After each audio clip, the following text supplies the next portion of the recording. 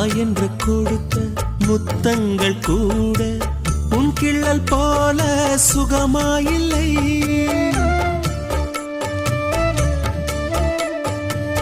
மூங்கில்கள் பாடும் ராகத்தில் கூட நீ திட்டும் அழகின் இதமே இல்லை.